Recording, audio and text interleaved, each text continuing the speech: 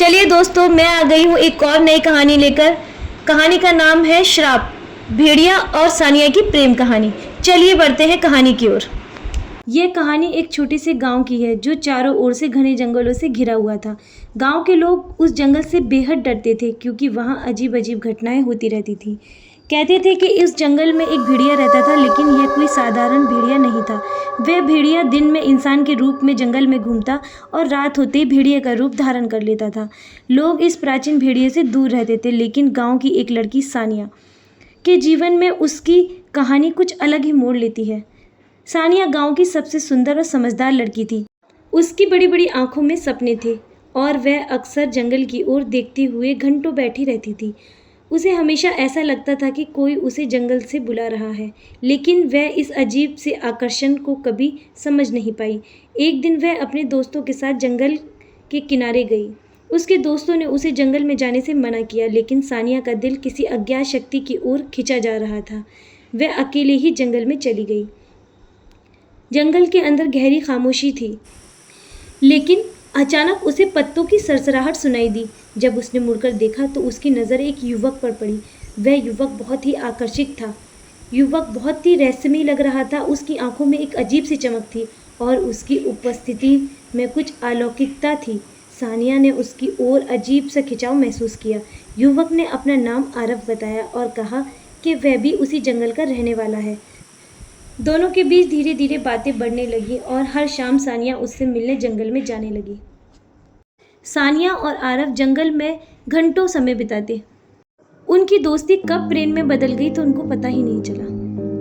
सानिया और आरव अब एक दूसरे से बेहद प्रेम करने लगे थे। जैसे ही रात करीब आती, आरव को ये डर सताता कि कहीं सानिया को उसकी सच्चाई का न पता लग जाए। रात आने से पहले ही वह सानिया को उसके गांव छोड़ आता और खुद जंगल की ओर लौट जाता। लेकिन आरव की सच्चाई ज़्यादा दिन तक सानिया से छुपी नहीं रह सकी। कुछ दिनों बाद सानिया को पता चला कि आरव कोई साधारण इंसान नहीं है, वह एक भेड़िया है। रात में वह अपने असली रूप में लौट आता है।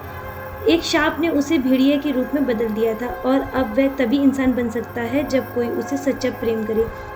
सानिया के दिल में उसके लिए प्रेम जाग चुका था, लेकिन यह प्रेम आसान नहीं था। गांव के लोग भेड़िए की कहानियों से डरते थे और अगर उन्हें पता चलता कि वह उसी भेड़िए के साथ समय बिता रही है तो वह उसे कभी माफ़ नहीं करते। एक रात गांव के लोगों ने भेड़िए की डरावनी आवाज़ें सुनी। वे मशाले लेकर जंगल की ओर दौड़े। सानिया को इस बात का आभास हो गया था कि वह आरव को मारने आ रहे हैं। वह आरव को बचाने के लिए तेज़ी से जंगल की ओर भागी। जब गाँव वाले पहुँचे तो उन्होंने भेड़िए को घेर लिया था। आरव अपने भेड़िए के रूप में था और क्रोध में था, लेकिन उसने गांव वालों पर हमला नहीं किया था। वह सिर्फ खुद को बचा रहा था। सानिया बीच में आ गई और चिल्लाई, आरव, उसे मत मारो, कृपया मेरे आरव को छोड़ दो, वो एक इंसान है।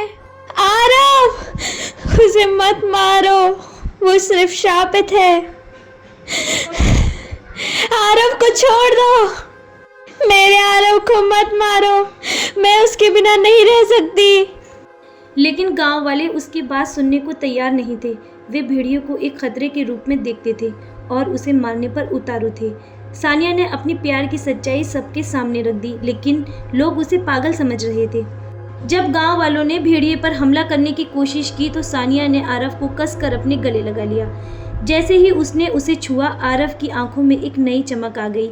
सच्चे प्रेम के स्पर्श से शाप टूट गया था और आरव फिर से इंसान बन गया।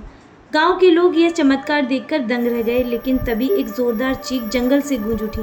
नहीं, नहीं, नहीं, आरव सिर्फ मेरा है। मैं किसी को नहीं दूंगी। आरव मेरा है, मेरा है। मेरे किसी ने छीनने की कोशिश की तो मैं सबको मार दूंगी।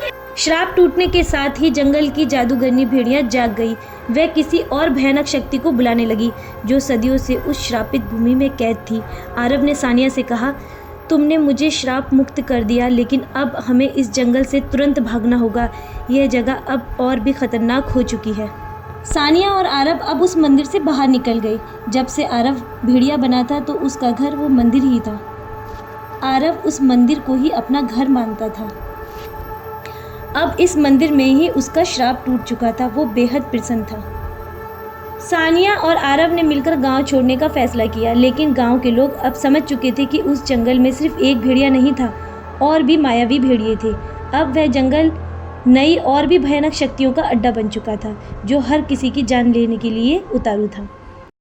गांव छोड़ने के बाद उन्होंने दूसरे गांव में आसरा लिया। वहां उन्होंने शादी की और खुशी खुशी अपना जीवन व्यतीत करने लगे।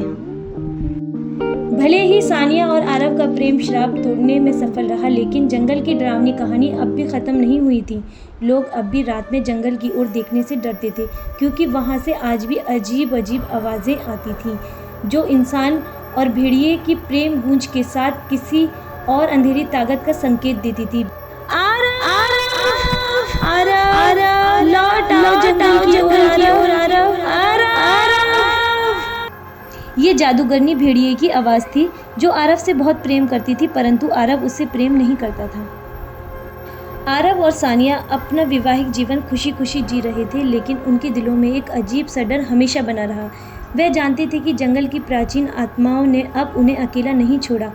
कुछ अज्ञात शक्ति उनके पीछे थी, और उनको यह डर था कि यह शक्ति उन पर ज़रूर पलटकर वार करेगी। कुछ हफ्तों तक सब कुछ सामान्य रहा, लेकिन एक रात जब सानिया गहरी नींद में थी, तो उसे फिर से वही भयानक सपना आया कि वह उस जंगल में खड़ी थी, जहाँ चारों ओर घनी धुंध और अजीब फुसफुसाहटें थीं।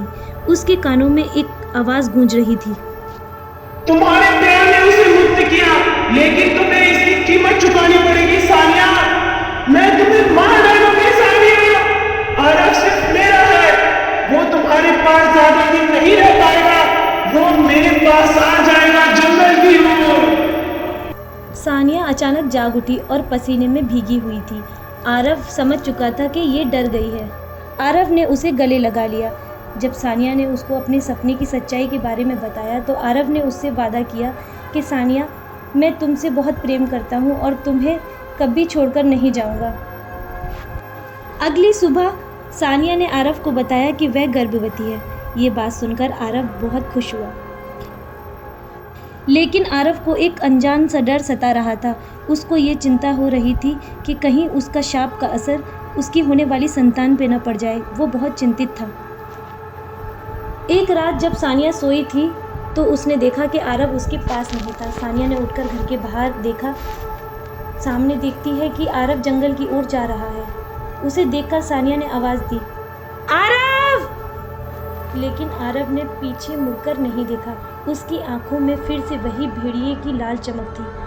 आरव धीरे धीरे फिर से उस शाप की गिरफ्त में आ रहा था, जिसे वे दोनों मिलकर भागे थे, और जंगल के भीतर चला गया। और सानिया को यह समझ नहीं आया कि वह क्या करे। वह भागकर उसके पीछे गई, लेकिन आरव की चाल अब इंसानों जैसी नहीं थी।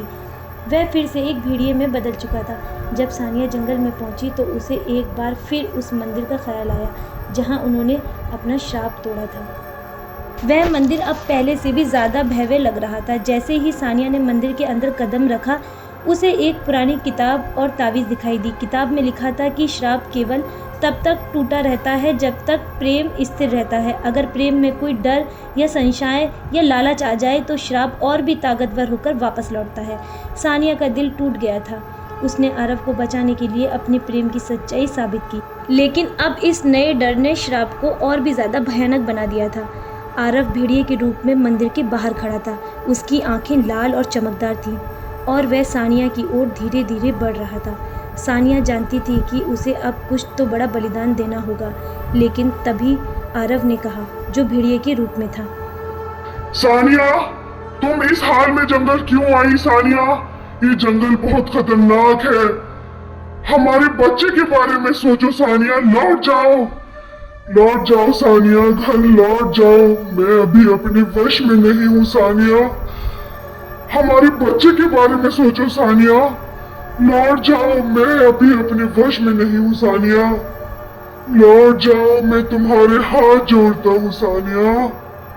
सानिया दौड़कर आई और आरव के गले लग गई। वह जानती थी कि अब उसके बलिदान का समय आ गया है। आरव, जो भयंकर भेड़िए का स्वरूप धारण किए हुए था। सानिया ने आरव से कहा, नहीं आरव, मैं तुम्हें यहाँ अकेला छोड़ के नहीं जा सकती। मैं तुमसे बहुत प्रेम करती हूँ आरव। मैं तुम्हारे बिना नहीं जी सकती। ये मेरे लिए सौभाग्य की बात होगी कि मैं तुम्हारे हाथों से मारी जाऊंगी और तुम्हारे बाहों में दम तोड़ूंगी। यह कहकर सानिया जोर जोर से रोने लगी।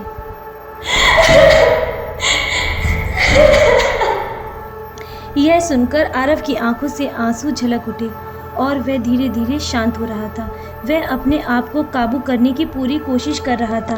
वह अपने भेड़िए स्वरूप को बाहर नहीं निकलने दे रहा था क्योंकि उसकी पत्नी और उसके बच्चे की जान खतरे में थी। वह अपने आप को बहुत रोक रहा था, कहीं उसके हाथों सानिया और उसके बच्चे को कोई हानि न पहुंच जाए। वह भी सानिया से बहुत प्यार करता था। आरव धीरे धीरे शांत हो गया। सानिया ने हिम्मत जुटाई और किताब की ओर बढ़ी।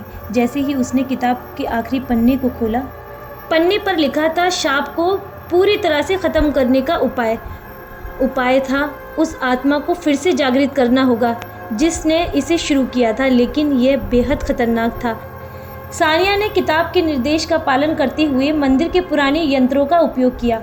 उसने मंत्रों का जाप करना शुरू कर दिया था और तभी हवा में एक अजीब सी कंपन शुरू होने लगी। मंदिर के चारों ओर धुंध छा गई और अचानक उस पुराने मंदिर के भीतर एक औरत की छाया प्रकट हुई। वह वही जादूगरनी भेड़िया थी जिसने यह श्राप आरव पर डाला था। जादूगरनी की आंखों में क्रोध और दुख दोनों ही था। उसने सानिया से कहा, तुमने उसे मुक्त किया, लेकिन तुम मेरे दुख को नहीं समझोगी। मैं उसका प्रेम न पा सकी तो क्या, लेकिन मैं तुम्हारा प्रेम छीन लूंगी सानिया, मैं तुम्हारा प्रेम छीन लूंगी। सानिया ने अपनी सारी हिम्मत जुटाई और जादूगरनी से कहा, तुम्हारा श्राप कभी प्रेम को नहीं जीत सकता। तुमने अपनी आत्मा को अंधकार में डुबो दिया है, लेकिन मैं अपने आरव को कभी नहीं छोड़ूंगी, चाहे उसके लिए मुझे अपने जीवन का त्याग ही क्यों न करना पड़े। सानिया के इस प्रेम के सामने जादूगरनी का क्रोध धीरे धीरे कम होने लगा। उसकी आंखों में आंसू आ गए। मैंने अपने प्रेम को खोया था, इसीलिए मैंने इस दुनिया को भी दर्द दिया, लेकिन अब शायद मैं समझ चुकी हूँ कि सच्चा प्रेम कैसा होता है। उसने कहा और अपनी आत्मा को मुक्त करने के लिए तैयार हो गई। जादूगरनी ने अपने हाथ उठाए और वह धीरे धीरे धुएं में विलीन होने लगी। उसके साथ ही मंदिर की दीवारें कांपने लगीं। आरव, जो अब भी भेड़िए के रूप में खड़ा था, उसकी आंखें लाल और धीरे धीरे शांत हो रही थीं। वह फिर इंसान में बदलने लगा। जादूगरनी ने अपनी आखिरी सांस लेते हुए कहा, तुमने सच्चा प्रेम दिखाया है और अब यह शाप हमेशा के लिए टूट जाएगा और तुम दोनों एक खुशहाल जीवन जी सकोगे। आरव ने सानिया को प्रेम से गले लगा लिया। मंदिर की छत से एक तेज रोशनी निकली और उसके साथ ही जादूगरनी की आत्मा भी स्वर्ग में विलीन हो गई। श्राप टूट चुका था और जंगल के सारे डरावने रहस्य अब समाप्त हो चुके थे। सानिया और आरव ने एक नई शुरुआत की और ठीक 8 महीने बाद उनके घर में एक पुत्री का जन्म हुआ। उनके प्रेम ने न केवल श्राप को तोड़ा बल्कि उनके जीवन में हमेशा के लिए शांति और खुशी भी ला दी थी। गांव के लोग अब उस जंगल की ओर फिर से एक सुरक्षित और पवित्र स्थान के रूप में देखने लगे थे और यह प्रेम कहानियां सदियों तक लोगों के दिलों में बसी रहीं। एक प्रेम जो हर श्राप से बड़ा होता है। इस तरह कहानी का अंत होता है। उम्मीद करती हूँ आपको ये कहानी बहुत पसंद आई होगी। कहानी को अंत तक सुनने के लिए आपका बहुत बहुत धन्यवाद। ऐसी ही मज़ेदार और हॉरर स्टोरीज के लिए सब्सक्राइब करें हमारा चैनल क्रिएचर ऑफ शैडो।